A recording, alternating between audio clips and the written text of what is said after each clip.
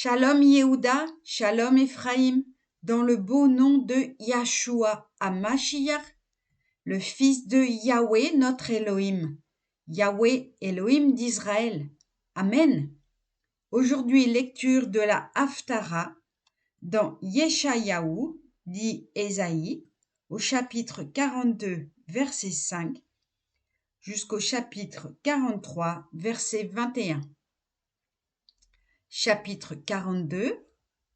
Ainsi parle le Tout-Puissant, Yahweh, qui a créé les cieux et les a déployés, qui a étalé la terre avec ses productions, qui donne la vie aux hommes qui l'habitent et le souffle à ceux qui la foulent.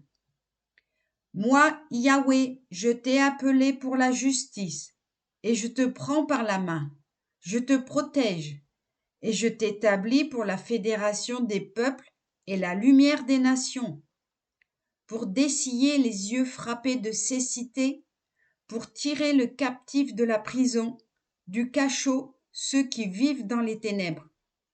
Je suis Yahweh, c'est mon nom. Je ne prête ma majesté à aucun autre, ni ma gloire à des idoles sculptées.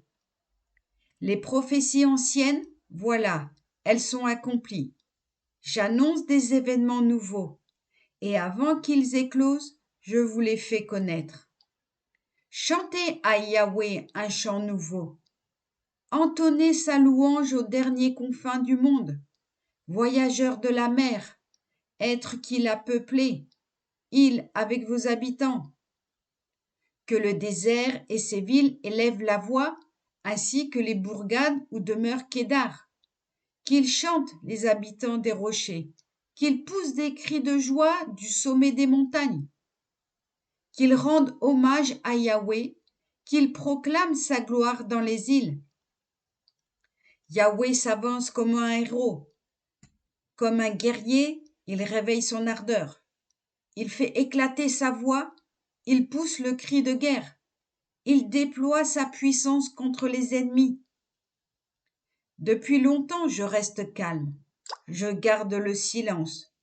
Je me contiens. Mais maintenant, je vais crier comme une femme en travail et tout détruire d'un souffle. Je vais calciner les montagnes et les coteaux et en flétrir toute la verdure, transformer les cours d'eau en îles et mettre à sec les étangs. Et je conduirai les aveugles dans une route à eux inconnue. Et je les ferai cheminer dans des sentiers qu'ils ignorent. Je convertirai pour eux les ténèbres en lumière et les aspérités en terrain uni. Ces choses-là, je les accomplis sans en rien omettre. Recule maintenant et sois couverts de honte ceux qui se fient aux idoles de pierre, ceux qui disent à des idoles de fonte, vous êtes nos Elohim. Vous qui êtes sourds, entendez, aveugles, ouvrez les yeux et voyez. Qui est aveugle sinon mon serviteur, sourd sinon le messager que j'envoie? Qui est aveugle comme le favori de Yahweh, aveugle comme le serviteur de Yahweh? Tu as vu de grandes choses et tu n'as pas fait attention. Tu avais les oreilles ouvertes sans rien entendre. Yahweh s'est complu pour le triomphe de sa justice, à rendre sa doctrine, sa Torah, grande et glorieuse. Et pourtant Israël est un peuple pillé et dépouillé. Tous, on les a confinés dans des fosses et relégués dans des cachots. On les a spoliés et nul ne les a protégés. On a fait main basse et nul n'a dit. Et nul n'a dit rendez gorge. En est-il parmi vous qui veuille prêter son attention à cette leçon et s'appliquer à la comprendre dans l'avenir?